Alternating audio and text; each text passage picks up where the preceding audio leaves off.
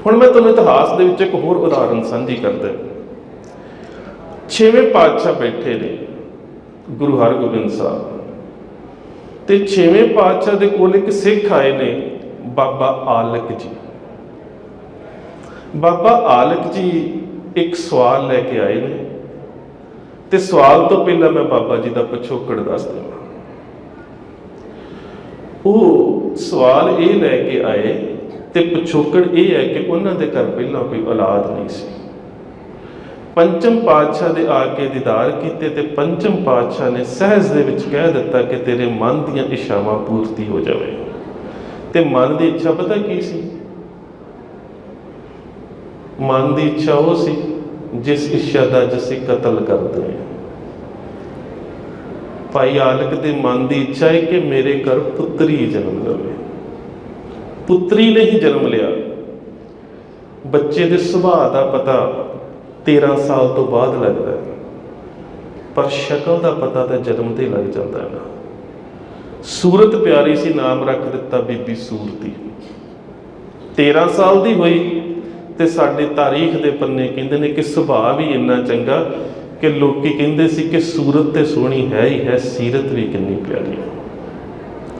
रिश्ता कर दिता। विचोलियां दे राही रिश्ते हुंदे सी। अजकल वांगू इंस्टाग्राम ते फेसबुक के उपर नुमाइशां नहीं सी कीतियां जांदियां। रिश्ता हो गया तो कुछ समय बाद पता लगा कि जिस परिवार दे विच रिश्ता होया वो तो सखी सरवर नूं कबरां नूं मनण वाले ने। हुण एक दुविधा खड़ी हो गई कि परिवार सिੱਖੀ नूं मनण वाला।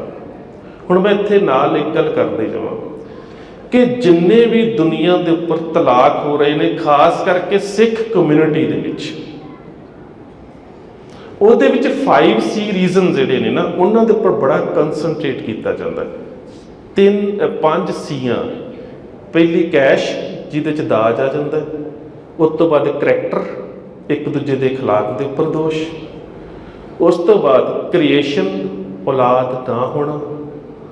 ਉਸ ਤੋਂ ਬਾਅਦ ਕ੍ਰੀਏਟਰ, परमात्मा की होंद के प्रति किसी ने डेरेदार नूं मनना, किसी ने सिੱਖੀ नूं मनना। तो उस तो बाद क्रैडिट, विदेशों के खास करके कि मैं ज़्यादा कमा रही हाँ, तू ट्रक चला रहा, मैं डॉक्टर हाँ, ये भी कारण ने।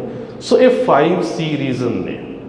उन्होंने दे विचों हुण असीं गल कर रहे हैं क्रिएटर की, कि रब के प्रति, अपने इश्क के प्रति पहुँच वक्री वक्री है।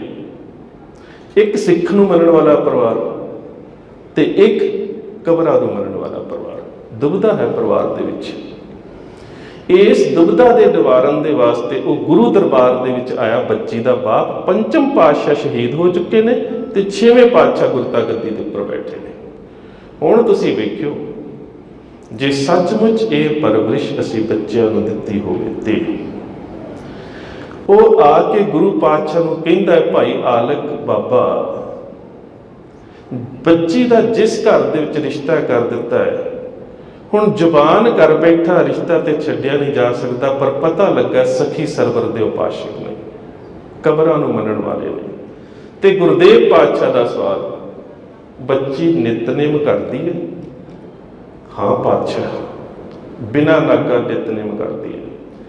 कहते जे फिर गुरु नानक की बाणी का नितनेम करती है तो चिंता करन दी लोड़ नहीं, जिस घर दे विच जावेगी उस घर नूं सिੱਖੀ नाल आपे जोड़ लवेगी। बच्ची का उत्थे ही रिश्ता रहन दिता गया। बाबा आलक पिंड आ गए। पिंड आके लड़के वालियां दे नाल, मैं लड़के वालियां बारे भी तुहानूं दसदा वा किहड़ा परिवार सी ते किस तरह सिੱਖੀ च आया, फिर उहदा की मुकाम रहा। लड़के वालियां नूं विचोले दे हत्थ सुनेहा भेज दिता कि विआह की तारीख जिहड़ी है वो निश्चित कर दी है। अजे भी सानू गुरुदेव पातशाह ने गल कही सी, साहा गणे न करे विचार साहे उपर। तो हुण सुख नाल साडा ते इन्ना दुआला निकलिया कि छपियां होईयां साहे चिट्ठियां मिलदियां ने ते उपर लिखिया भी यही गल हुंदी है, भेजनी साहे चिट्ठी, ते उपर लिखिया हुंदा साहा गणे न करे विचार साहे उपर एक अंकार।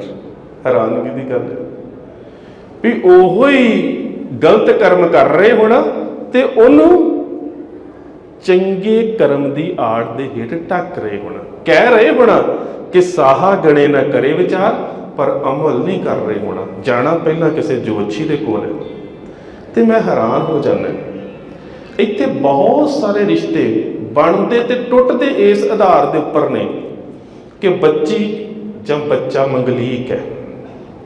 ਇਸ ਆਧਾਰ ਦੇ ਉੱਪਰ ਬਣਦੇ ਤੇ ਟੁੱਟਦੇ ਨੇ। ਪਰ ਬਹੁਤ ਸਾਰੇ ਦੇਸ਼ਾਂ ਦੇ ਵਿੱਚ ਜਿੱਥੇ ਸਾਡੇ ਵਾਲੇ ਜੋਤਿਸ਼ ਦੀ ਇਹ ਪद्धਤੀ ਨਹੀਂ ਚੱਲਦੀ, ਮੰਗਲੀਕ ਤੇ ਮੰਗਲ ਗ੍ਰਹਿ ਵਾਲੀ, ਉਹ ਤਾਂ ਕਦੀ ਵਿਚਾਰਦੇ ਨਹੀਂ, ਕਿਉਂਕਿ ਸਾਡੀ ਸੁਰਤ ਜਿਹੜੀ ਹੈ ਉਹ ਵਹਿਮ ਚੋਂ ਨਿਕਲ ਨਹੀਂ ਰਹੀ। ਜਿਹੜੀ ਮੈਂ ਗੱਲ ਕਹੀ ਹੈ ਨਾ ਕਿ ਭੇਜਣੀ ਵੀ ਸਾਹੇ ਚਿੱਠੀ, ਸਿੰਘ ਸਾਹਿਬ ਆਏ ਨੇ, ਬਹੁਤ ਬਹੁਤ ਸਵਾਗਤ ਜੀ। ਭੇਜਣੀ ਵੀ ਸਾਹੇ ਚਿੱਠੀ, ਛਪੀ ਬਾਜ਼ਾਰ ਚੋਂ ਮਿਲਣੀ ਤੇ ਉੱਪਰ ਲਿਖਿਆ ਹੋਣਾ ਸਾਹਾ ਗਣੇ ਨਾ ਕਰੇ ਵਿਚਾਰ, ਸਾਹੇ ਉੱਪਰ ਏਕ ਓੰਕਾਰ। ਅਸੀਂ ਸਾਹੇ ਦੀ ਵਿਚਾਰ ਨਹੀਂ ਕਰਦੇ, ਪਰ ਭੇਜ ਸਾਹੇ ਚਿੱਠੀ ਰਹੇ ਆ, ਉਹ ਵੀ ਜੋਤਸ਼ੀ ਨੂੰ ਪੁੱਛ ਕੇ, ਉਹ ਵੀ ਲਾਲ ਮੌਲੀ ਬੰਨ੍ਹ ਕੇ, ਉਹ ਵੀ ਉੱਤੇ ਕੇਸਰ ਦਾ ਸਵਾਸਤਿਕ ਵਾਹ ਕੇ ਭੇਜ ਉਤਰਾ ਰਹੇ ਆ, ਪਰ ਕਹਿ ਰਹੇ ਆ ਕਿ ਨਹੀਂ ਗੁਰਸਿੱਖਾਂ ਸਾਹਾ ਗਣੇ ਨਾ ਕਰੇ ਵਿਚਾਰ। ਔਰ ਸਾਡੀ ਸਾਰੀ ਜ਼ਿੰਦਗੀ ਦਾ ਇਸੇ ਤਰ੍ਹਾਂ ਹੀ ਹੋਇਆ। ਆ ਤੁਸੀਂ ਹੁਣ ਵੇਖ ਲਓ, ਮੈਂ ਪਿੱਛੇ ਜੇ ਮੈਨੂੰ ਵਧੀਆ ਗੱਲ ਕਿਸੇ ਨੇ ਦੱਸੀ ਕਿ ਆ ਜਾ ਕੇ ਅਸੀਂ ਰੱਬ ਤੋਂ ਵੱਧ ਜੋਤਸ਼ੀ ਤੋਂ ਡਰਦੇ ਹਾਂ, ਰੱਬ ਤੋਂ ਵੱਧ ਅਸੀਂ ਜੋਤਸ਼ੀ ਤੋਂ ਡਰਦੇ ਹਾਂ, ਰੱਬ ਤੋਂ ਵੱਧ ਸ਼ਨੀ ਤੋਂ ਡਰਦੇ ਹਾਂ। ਤੇ ਜੇ ਲੌਜਿਕ ਵੇਖੋ ਤੇ ਅੱਜ ਸ਼ਨੀਵਾਰ ਦਾ ਦਿਨ ਹੈ ਨਾ, ਤੇ ਸ਼ਨੀਵਾਰ ਦੇ ਦਿਨ ਤੁਸੀਂ ਵੇਖੋ ਕਿੰਨਿਆਂ ਥਾਵਾਂ ਦੇ ਉੱਪਰ ਨਿੰਬੂ ਤੇ ਮਿਰਚਾਂ ਜਿਹੜੀਆਂ ਨੇ ਉਹ ਮਿਲ ਰਹੇ ਹੁੰਦੇ ਨੇ। ਤੇ ਸਾਡੇ ਸਿੱਖ ਭਰਾ ਵੀ ਦੁਕਾਨਦਾਰਾਂ ਤੇ ਲਾਉਂਦੇ ਨੇ, ਦੁਕਾਨਾਂ ਦੇ ਉੱਪਰ ਗੱਡੀਆਂ 'ਚ ਖਰੀਦ ਕੇ ਰੱਖਦੇ ਨੇ। ਤੇ ਮੈਂ ਸੋਚਦਾ ਕਿ ਜੇ ਸੱਚਮੁੱਚ ਹੀ ਸ਼ਨੀ ਇਸ ਚੀਜ਼ ਤੇ ਪ੍ਰਸੰਨ ਹੁੰਦਾ ਹੈ ਤਾਂ ਹੁਣ ਕਿਤੇ ਉਹ ਮਿਰਚਾਂ ਤੇ ਨਿੰਬੂ ਖਰਾਬ ਨਾ ਹੋ ਜਾਣ। ਹੁਣ ਤੇ ਚਾਈਨਾ ਦੀਆਂ ਪਲਾਸਟਿਕ ਦੀਆਂ ਮਿਰਚਾਂ ਤੇ ਪਲਾਸਟਿਕ ਦੇ ਨਿੰਬੂ, ਤੇ ਸਾਡਾ ਬਾਬਾ ਉੱਤੇ ਖੁਸ਼ ਹੋਈ ਜਾਂਦਾ ਜਿਹਨੂੰ ਅਸੀਂ ਮੰਨੀ ਜਾਂਦੇ ਹਾਂ। ਉਹਨੂੰ ਇਹ ਵੀ ਨਹੀਂ ਪਤਾ ਲੱਗਣ ਦਿਆ ਕਿ ਮੇਰੇ ਅੱਗੇ ਤਾਂ ਨਕਲੀ ਟੰਗੀ ਜਾਂਦੇ ਨੇ, ਪਲਾਸਟਿਕ ਦੀਆਂ ਮਿਰਚਾਂ ਤੇ ਪਲਾਸਟਿਕ ਦੇ ਨਿੰਬੂ ਤੇ ਪੂਜਾ ਸ਼ਨੀ ਦੀ।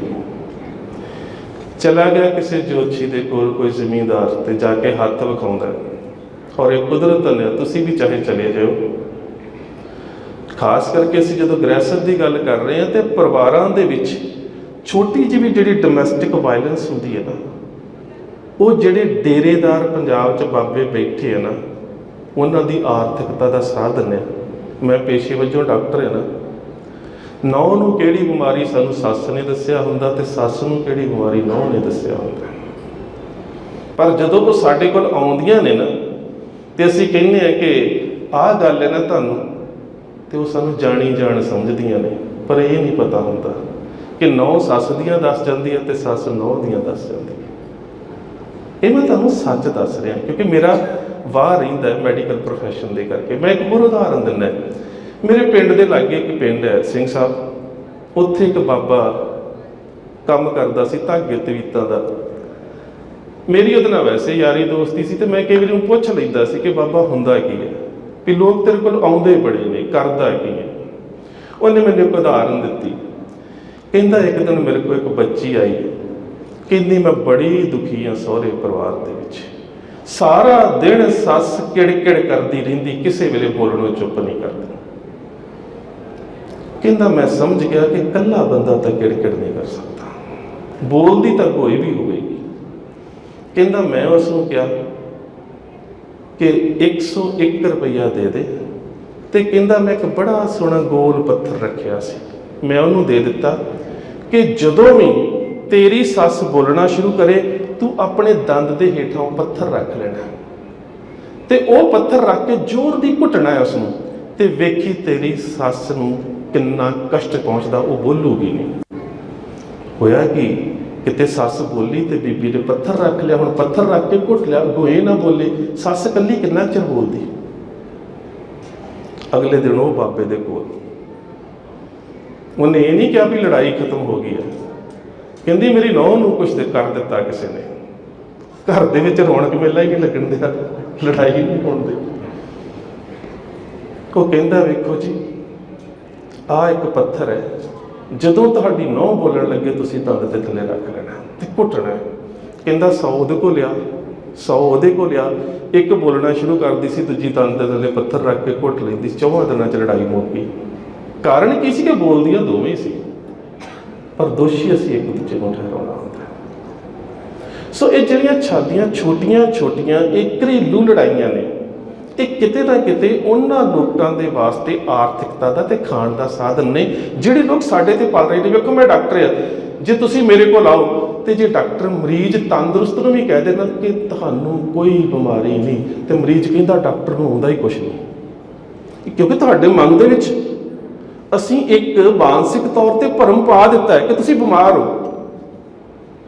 ਮਰੀਜ਼, ਮੈਂ ਸ਼ੁਰੂ ਦੇ ਵਿੱਚ ਜਦੋਂ ਗਿਆ ਮੈਡੀਸਨ ਦੀ ਪ੍ਰੈਕਟਿਸ ਕਰਨ ਦੇ ਵਾਸਤੇ, ਤੇ ਸਾਨੂੰ ਸਿਖਾਇਆ ਜਾਂਦਾ ਹੈ ਕਿ ਹਾਈਪਰਟੈਂਸ਼ਨ ਤਾਂ ਬਿਮਾਰੀ ਹੈ, ਪਰ ਹਾਈਪੋਟੈਂਸ਼ਨ ਬਲੱਡ ਪ੍ਰੈਸ਼ਰ ਦਾ ਘਟ ਜਾਣਾ ਕੋਈ ਖਾਸ ਬਿਮਾਰੀ ਨਹੀਂ ਹੁੰਦੀ। ਮਰੀਜ਼ ਨੂੰ ਕਹੋ ਦੁੱਧ ਪੀਵੇ, ਚੰਗੀ ਖੁਰਾਕ ਲਵੇ, ਠੀਕ ਹੋ ਜਾਂਦਾ।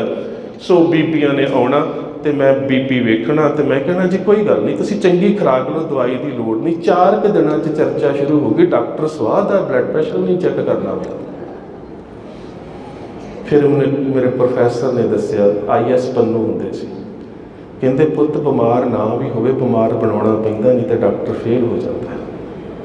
ਤੇ ਹੁਣ ਬੀਬੀ ਅਜੇ 10 ਕਦਮ ਦੂਰ ਹੀ ਹੁੰਦੀ, ਪਹਿਲਾਂ ਹੀ ਕਹਿ ਦੇਈਦਾ ਆਂਟੀ ਤੁਰ ਕੇ ਕਿਸ ਤਰ੍ਹਾਂ ਆਈ ਆ, ਤੂੰ ਤਾਂ 2 ਮਿੰਟ ਨਾ ਆਉਂਦੀ ਤੇਰਾ ਕੰਮ ਹੋ ਜਾਣਾ ਸੀ। ਉਹ ਆਪੇ ਬਿਮਾਰ ਹੋ ਜਾਂਦੀ। ਇਹ ਮਾਨਸਿਕਤਾ, ਇਸ ਨੂੰ ਸਮਝਣਾ ਪੈਣਾ, ਇਹ ਸਾਡੇ ਘਰਾਂ ਦੀ ਸਮੱਸਿਆ ਦੀ ਜੜ ਹੈ। ਔਰ ਅਸਲ ਦੇ ਵਿੱਚ ਤੁਸੀਂ ਕਿਸੇ ਜੋਸ਼ੀ ਦੇ ਕੋਲ ਚਲੇ ਜਾਓ, ਕੋਈ ਪ੍ਰੋਬਲਮ ਨਹੀਂ ਹੈ, ਉਹ ਕਵੇਗਾ ਕੁਛ ਹੈ। ਕਿਸਾਨ ਕੋਈ ਚਲਾ ਗਿਆ, ਹੱਥ ਵਿਖਾਇਆ, ਕਹਿੰਦਾ ਸ਼ਨੀ ਦੀ 60 ਸਤੀ ਹੈ, ਕੀ ਕਰਨਾ ਪਵੇਗਾ? 100 ਰੁਪਈਆ ਉਪਾਅ ਕਰ ਦੇਵਾਂਗੇ ਸ਼ਨੀ ਦੀ 60 ਸਤੀ ਦਾ। ਕਹਿੰਦਾ ਇੰਨੇ ਪੈਸੇ ਤਾਂ ਹੈ ਨਹੀਂ। ਕਹਿੰਦਾ 50 ਰੁਪਈਏ ਦੇ ਦੇ, ਛੋਟਾ ਉਪਾਅ ਕਰ ਦੇਵਾਂਗੇ। ਕਹਿੰਦਾ ਉਹ ਵੀ ਹੈ ਨਹੀਂ। 20 ਰੁਪਈਏ ਦੇ ਦੇ, ਹੋਰ ਛੋਟਾ ਉਪਾਅ ਕਰ ਦੇਵਾਂਗੇ। ਕਹਿੰਦਾ ਉਹ ਵੀ ਹੈ ਨਹੀਂ। ਕਹਿੰਦਾ ਹੈ ਕਿੰਨੇ? ਕਹਿੰਦਾ ਜੇਬ 'ਚ ਕੁਛ ਵੀ ਨਹੀਂ। ਕਹਿੰਦਾ ਜਾ ਫਿਰ, ਜੇ ਤੇਰੇ ਕੋਲ ਹੈ ਹੀ ਕੁਝ ਨਹੀਂ ਤੇ ਸ਼ਨੀ ਤੇਰਾ ਵਿਗਾੜ ਵੀ ਕੀ ਸਕਦਾ ਹੈ। ਇੱਕ ਗੱਲ ਪੰਨੇ ਬੰਨ੍ਹ ਲਿਓ, ਜਿੱਦਣ ਤੁਸੀਂ ਆਪਣੇ ਘਰਾਂ ਦੇ ਵਿੱਚ ਇਸ ਹਿੰਸਾ ਨੂੰ ਲੈ ਕੇ ਇਹ ਗੱਲ ਆਪਣੇ ਕਿ ਮੇਰਾ ਮੁਝਮੇ ਕੁਛ ਨਹੀਂ, ਜੋ ਕੁਛ ਹੈ ਸੋ ਸਾਡਾ ਹੈ ਹੀ ਕੁਛ ਨਹੀਂ, ਤੇ ਸਾਡਾ ਕੋਈ ਵਿਗਾੜ ਕੀ ਸਕਦਾ ਹੈ, ਸਭ ਕੁਝ ਖਤਮ ਹੋ ਜਾਣਾ। ਜਿੱਦਣ ਤੁਸੀਂ ਮਨ ਨੂੰ ਇੰਨਾ ਪੱਕਾ ਕਰ ਲਿਆ ਨਾ ਵੀ ਹੈ ਹੀ ਕੁਛ ਨਹੀਂ ਸਾਡਾ, ਕੋਈ ਵਿਗਾੜ ਕੀ ਸਕਦਾ, ਸਭ ਕੁਝ ਠੀਕ ਹੋ ਜਾਣਾ। ਦਰਅਸਲ ਸਾਡੀ ਸਮੱਸਿਆ ਹੀ ਇੱਥੇ ਹੈ, ਪਕੜ, ਮੋਹ, ਉਹ ਇੱਕ ਸਮੱਸਿਆ ਦਾ ਕਾਰਨ ਹੈ। ਸੋ ਰਿਸ਼ਤਾ ਜਿਹੜਾ ਸੀ ਉਹ ਤੈਅ ਹੋਇਆ ਸੀ, ਬਰਾਤ ਦਾ ਦਿਨ ਤੈਅ ਹੋ ਗਿਆ, ਤੇ ਜਿਸ ਵੇਲੇ ਡੋਲੀ ਜਾ ਰਹੀ ਹੈ ਤੇ ਸ਼ਾਮਾਂ ਪੈ ਗਈਆਂ, ਤੇ ਸ਼ਾਮਾਂ ਨੂੰ ਉਸ ਡੋਲੀ ਦੇ ਵਿੱਚ ਬੈਠੀ ਕੰਨਿਆ ਦੇ ਕੰਨਾਂ ਦੇ ਵਿੱਚ ਗੁਰੂ ਹਰਗੋਬਿੰਦ ਸਾਹਿਬ ਦੀ ਆਵਾਜ਼ ਪਈ, ਜਿਹੜੇ ਆਪਣੇ ਸੰਧੂ ਦੇ ਪਿੰਡ ਡਰੋਲੀ ਭਾਈ ਵਿਖੇ ਦੀਵਾਨ ਲਾ ਕੇ ਬੈਠੇ ਸੀ। ਕੰਨਾਂ ਦੇ ਵਿੱਚ ਆਵਾਜ਼ ਪਈ ਤੇ ਗੁਰੂ ਦੇ ਸਿੱਖ ਦੀ ਬੱਚੀ, ਤੇ ਸ਼ਾਮ ਦਾ ਸਮਾਂ, ਤੇ ਗੁਰੂ ਕਰ ਰਿਹਾ ਹੋਵੇ ਰਹਿਰਾਸ ਸਾਹਿਬ ਦਾ ਪਾਠ, ਫਿਰ ਕਿਹੜਾ ਅੱਗੇ ਲੰਘੇ। ਕਹਾਰਾਂ ਨੂੰ ਕਹਿੰਦੀ ਰੁਕ ਜਾਓ, ਮੈਂ ਕੁਝ ਚਿਰ ਆਪਣੇ ਗੁਰੂ ਦੇ ਪ੍ਰਵਚਨ ਸੁਣਨਾ ਚਾਹੁੰਦੀ, ਕੁਝ ਚਿਰ ਰੁਕ ਜਾਓ। ਕਹਿੰਦੇ ਨਹੀਂ, ਹਨੇਰਾ ਹੋ ਰਿਹਾ ਹੈ, ਬਰਾਤਾਂ ਲੁੱਟ ਲਈਆਂ ਜਾਂਦੀਆਂ ਨੇ, ਅਸੀਂ ਜਾਣਾ ਹੈ। ਕੰਗਣ ਉਤਾਰੇ ਸੋਨੇ ਦੇ, ਕਹਿੰਦੀ ਆ ਕੰਗਣ ਲੈ ਲਓ। ਕੁਛ ਚਿਰ, ਜਿੰਨਾ ਚਿਰ ਗੁਰਦੇਵ ਪਾਤਸ਼ਾਹ ਪਾਠ ਕਰ ਰਹੇ ਨੇ, ਮੈਨੂੰ ਸੁਣ ਲੈਣ ਦਿਓ। ਲਾਲਚੀ ਹਰ ਬੰਦਾ ਹੁੰਦਾ ਹੈ। ਸੋਨੇ ਦੇ ਕੰਗਣ ਮਿਲੇ, ਰੁਕ ਗਏ। ਜਦੋਂ ਪਾਤਸ਼ਾਹ ਨੇ ਰਹਿਰਾਸ ਦਾ ਪਾਠ ਕੀਤਾ, ਉਪਰੰਤ ਪ੍ਰਵਚਨ ਵਿਆਖਿਆ ਸ਼ੁਰੂ ਕਰ ਦਿੱਤੀ, ਹੁਣ ਹੋਰ ਨਹੀਂ ਹਿੱਲਿਆ ਜਾ ਰਿਹਾ। ਕਹਾਰ ਕਹਿੰਦੇ ਨੇ ਬੀਬਾ ਚੱਲੀਏ, ਕਹਿੰਦੇ ਜਿੰਨੀ ਕੀਮਤੀ ਉਹ ਸਾਫ ਨੇ ਸਾਰੇ ਲੈ ਲਓ, ਪਰ ਕਿਤੇ ਸਵੇਰੇ ਅੰਮ੍ਰਿਤ ਵੇਲੇ ਵੀ ਗੁਰੂ ਦੇ ਦੀਦਾਰ ਕਰਾ ਲਓ। ਲਾਲਚੀ ਬੰਦੇ ਕੋਲ ਰਾਹ ਵੀ ਬਹੁਤ ਹੁੰਦੇ ਨੇ।